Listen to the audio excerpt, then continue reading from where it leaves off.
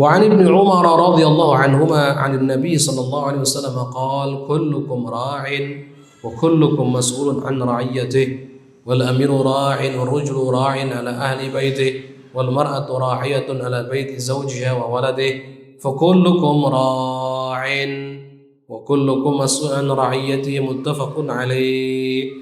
Ini hadis yang sangat istimewa sekali. Hadis tentang makna tanggung jawab yang akan dipertanyakan oleh Allah yaumul qiyamah. Kata baginda Nabi Muhammad SAW, kullukum, setiap dari kalian semua, ra'in, pemimpin, penanggung jawab Allah. Wa kullukum mas'ulun an ra'iyyatihi, dan kalian semuanya akan dimintai pertanggungjawaban atas orang yang dipimpin oleh kalian, rakyat kalian. Wal amiru ra'in, pemerintah, pimpinan, presiden, raja, semuanya ra'in, bupati, gubernur, kepala desa, RT RW ra'in, pemimpin, penanggung jawab yang akan ditanya oleh Allah nanti, pertanggungjawabannya akan diminta. Warrajulu ra'in ala ahli baiti, seorang laki-laki atau seorang suami juga adalah penanggung jawab, pemimpin ala ahli baiti, terhadap keluarganya. Allah. Wal mar'atu, termasuk seorang istri juga adalah ra'iyatun, pemimpin, penanggung jawab ala baiti zawjiha, atas rumah suaminya, wa waladi, dan anak daripada suaminya. Fakullukum ra'in, maka semua dari kalian itu adalah pemimpin yang harus bertanggung jawab. Wa kullukum mas'ulun an ra'iyatihi, dan setiap dari kalian semuanya akan ditanya, dimintai pertanggungjawaban oleh Allah bagaimana orang yang dipimpinnya. Muttafaqun alaih. Hadis ini riwayat Imam Bukhari, Imam Muslim. Hadis ini menjelaskan kepada kita hakikat amanat. Di balik kepemimpinan ada amanat, di balik tanggung jawab ada amanat. Pemimpin di sebuah tempat, sebuah daerah, sebuah negara, dia wajib bertanggung jawab atas rakyatnya. Nanti yaumul qiyamah, pemimpin itu bukan hanya ditanya tentang 4 perkara saja. Awaskan ya, dalam hadis seorang hamba tidak akan selesai dihisab kecuali sudah ditanya 4 perkara. Tentang ilmunya, tentang umurnya, tentang jasadnya, kesehatannya, tentang hartanya. Ditanya tentang 4 perkara ini. Semua dari kita tanpa terkecuali akan ditanya tentang 4 perkara ini. Karena 4 perkara ini nikmat dari Allah yang harus dipertanggungjawabkan. Gitu. Ini 4 perkara akan ditanya. Setiap dari kita tanpa terkecuali pasti ditanya. Umurmu digunakan untuk apa? Kesehatanmu digunakan untuk apa? Jasadmu itu digunakan untuk apa? Ilmumu digunakan untuk apa? Terakhir, hartamu dari mana dan engkau gunakan untuk apa? Ditanya kita. Khusus untuk pemimpin di sebuah daerah yang punya rakyat, punya masyarakat, pertanyaannya nambah, bagaimana rakyatmu? Sudahkah engkau adil? Sudahkah engkau memimpin dengan benar? Sudahkah engkau berikan hak-hak mereka dan seterusnya? Ditanya begitu.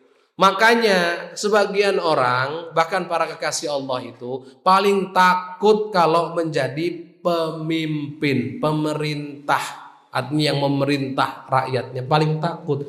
Karena bawa badan sendiri saja di hadapan Allah sudah berat, apalagi ini harus bawa badan orang lain. Makanya dalam Isra Mi'raj, saat Isra itu bagi Nabi melihat pemandangan-pemandangan yang menakjubkan. Di antara pemandangannya apa? Ada orang yang dia memikul beban begitu berat, tapi selalu ngomong, Zid, tambahkan beban ini, tambahkan beban ini. Bagi Nabi bertanya pada malaikat Jibril, siapa orang itu wahai Jibril? Malaikat Jibril menjawab, dia adalah perumpamaan daripada umatmu yang memiliki amanat, mengemban amanat. Dia tidak mampu mengemban amanat tapi masih terus meminta amanat tersebut. Pengen diamanati. Na'udzubillah. Awas hati-hati. Berikutnya,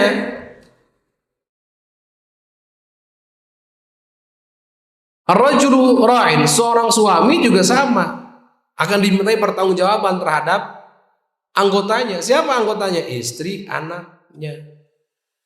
Akan dimintai pertanggungjawaban. Tapi bukan berarti kesalahan istri adalah kesalahan suami. Kan beredar di luar sana informasi bahwa kesalahan istri akan ditanggung oleh suaminya. Kalau istrinya masuk neraka, suami juga ikut masuk neraka jahanam. Kata siapa? Tidak seperti itu. Suami itu punya kewajiban terhadap istrinya. Nanti yang ditanya oleh Allah apa? Kewajiban suami kepada istri sudah dijalankan atau belum? Bahasa lainnya, haknya istri sudah diberi atau belum? Itu yang akan ditanya. Kalau istrinya kau melakukan kesalahan tanpa sepengetahuan suami, suaminya sudah mengingatkan, contoh sudah mengajari mana yang hak, mana yang batil, mana yang wajib dilakukan, mana yang harus ditinggalkan. Tapi kalau istrinya tetap seperti itu sudah tanggung jawab istri, bukan tanggung jawab suami. Contohnya apa Ustaz? Istrinya senang tiktokan pamer aurat di media sosial. Contoh. Suaminya sudah ngelarang, nggak boleh mah, yang begitu tuh haram. Jangankan pamer aurat, pamer wajah, bentuk lekuk tubuh, itu saja sudah tidak diperbolehkan. Karena aurat itu ada dua macam. Ada aurat satar. Aurat satar itu apa? Bagian tubuh yang wajib kita tutup. Betul, pendapat kedua dalam mazhab Syafi'i, bagian tubuh wanita yang harus ditutup itu seluruh tubuhnya kecuali wajah, telapak tangan. Itu pendapat kedua dalam mazhab Syafi'i, itu betul. Itu maksudnya adalah yang wajib ditutup oleh kita. Yang kedua ada namanya aurat nazar. Aurat nazar itu apa? Yang tidak boleh dilihat. Kalau tidak boleh dilihat, nggak boleh ngelihat mutlak seorang laki-laki, tidak boleh melihat perempuan tanpa hajat. Kalau ada hajat hanya boleh dilihat wajah dan telapak tangan. Contoh pas ngaji seperti ini, yang boleh dilihat wajah, telapak tangannya. Coba yang di medsos itu yang dipertontonkan apanya? Ada hajat atau enggak? Enggak ada hajat, itu sengaja laki-laki nyari yang cantik-cantik, katanya biar seger ngelihatnya. Versi siapa seger itu? Kan sudah tahu kan sekarang ibu-ibu itu nggak boleh, kok masih dipertontonkan? Ya ini akan dimintai pertanggungjawaban. Terus suaminya gimana? Nanti tanggung jawab nggak suaminya? Nanti kalau istrinya masuk neraka, suaminya masuk neraka nggak? Belum tentu. Kalau suaminya sudah mencegah, sudah mengingatkan, sudah mengarahkan, istrinya masih kekeh seperti itu, apalagi sembunyi-sembunyi di belakang suami, yang masuk neraka ya istrinya saja. Nggak bisa istrinya nanti ngomong, ya Allah, ajak juga suamiku dong, dia kan penanggung jawab di rumah tangga. Betul, tapi suami sudah mengingatkan. Jadi kewajiban kita itu adalah amar ma'ruf nahi munkarnya. Kalau sudah dijalankan sudah, bukan hasilnya harus terhindar dari kemungkaran, enggak. Gak ada yang bisa menguasai hasil. Jadi begitu ya. La ilaha illallah. Jadi sekali lagi, dosa istri tidak otomatis akan ditanggung suaminya. Kesalahan istri tidak otomatis menjadi kesalahan suaminya. Yang jadi kesalahan tuh gimana? Suaminya tahu, tapi suaminya membiarkan. Nah, ini baru jadi tanggung jawab suami. Ada lagi contohnya Ustadz, ada istrinya contohnya bermuamalah riba. Kan ada ya bank yang suka keliling itu, yang menawarkan pinjaman-pinjaman yang itu caranya bertentangan dengan syariat. Kebetulan istrinya ngewarung misalkan, butuh modal, minjem dari yang seperti itu. Suaminya tahu, suaminya diam saja, malah suaminya bisa lebih gede nggak? Ini tanggung jawab suami yang kayak begini.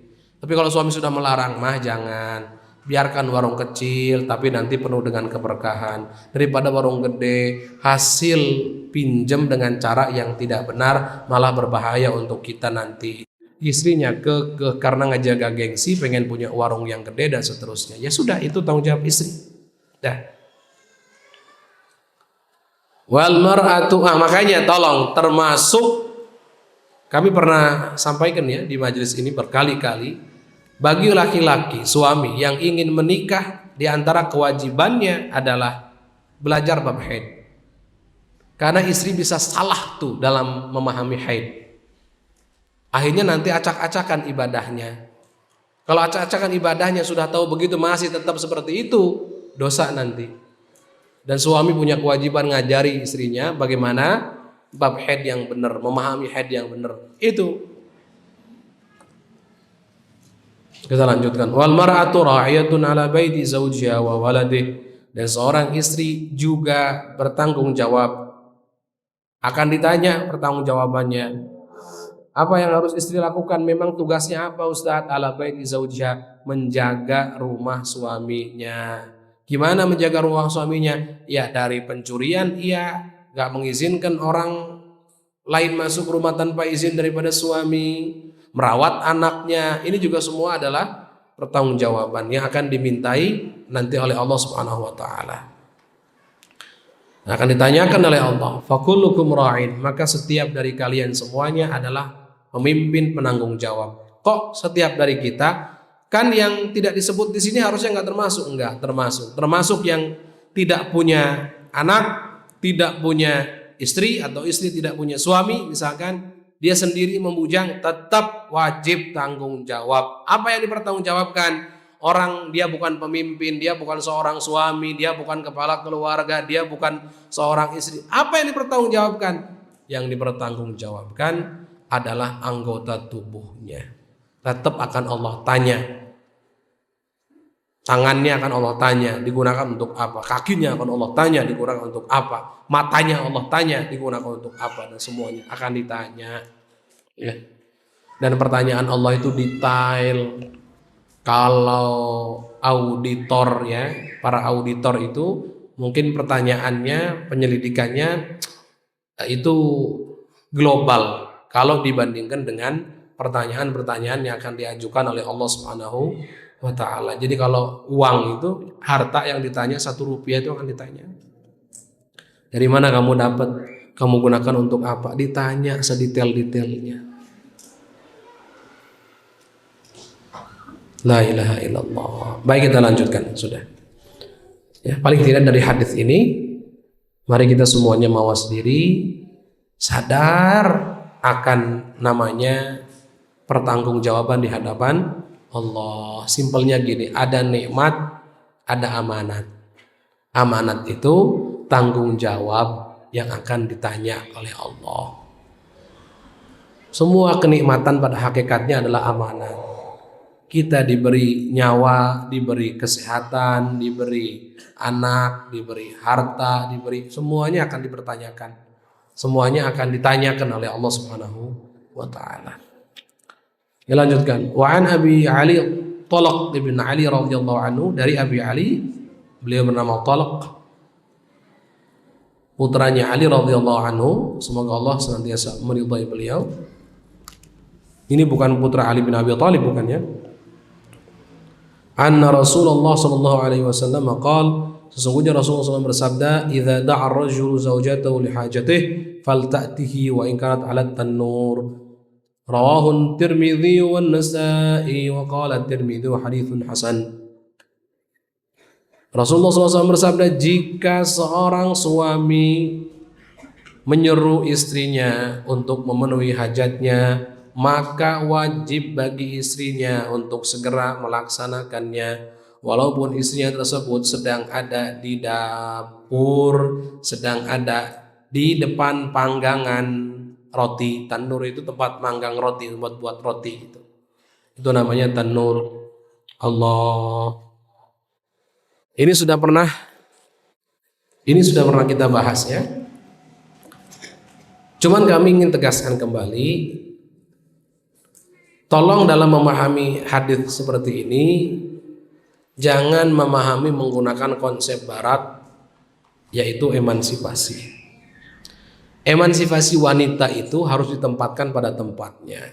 Dalam Islam pun ada namanya musawat. Musawat itu persamaan antara semua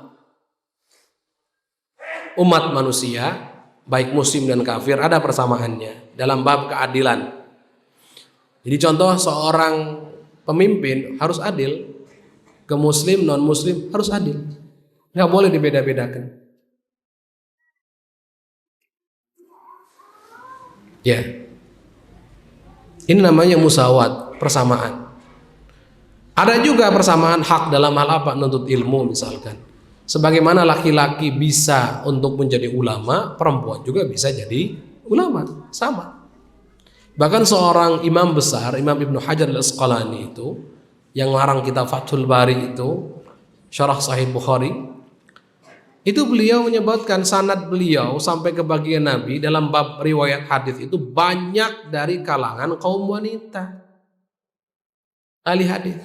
Bahkan banyak guru-gurunya para ulama-ulama kita itu yang itu adalah seorang wanita yang hebat, yang ahli fikih, ahli akidah dan seterusnya. Di dalam bab kamu pandai, kamu pinter, kamu cerdas, sama laki-laki dengan perempuan, tidak berbeda. Jadi ada dalam Islam itu persamaan itu ada, tapi ada dalam Islam perbedaan antara laki-laki dengan perempuan. Jadi memperlakukan laki-laki berbeda dengan memperlakukan perempuan sesuai dengan apa yang ada pada diri mereka. Karena memang pada dasarnya laki-laki perempuan itu beda. Nah, yang berbeda jangan disamakan, gitu. Kalau dalam bab nuntut ilmu, kecerdasan, keadilan kan sama semuanya. Tapi dalam bentuk fisik, kekuatan fisik beda. Maka dalam Islam yang wajib nafkahi itu suami, gitu. Termasuk kepandaian mengelola emosi. Yang menang itu suami, laki-laki, itu yang unggul. Ya sudah, kalau begitu yang urus, yang jadi pemimpin laki-laki. Jadi semua ditempatkan pada tempatnya, itu baru namanya hikmah, bijaksana, menempatkan sesuatu pada tempatnya, memberikan obat sesuai dengan dosisnya, gitu. Termasuk ini, mohon maaf, ini masalah ranjang ini harus ditempatkan pada tempatnya. Kenapa Ustaz dalam hadis itu laki-laki suami yang butuh pada istrinya harus ditaati, tapi tidak diceritakan istri butuh pada suaminya? Emang kenyataannya gimana, Bu? Beda. Memang suami itu dirancang oleh Allah seperti itu. Makanya dalam bab lamaran saja yang melamar itu suami.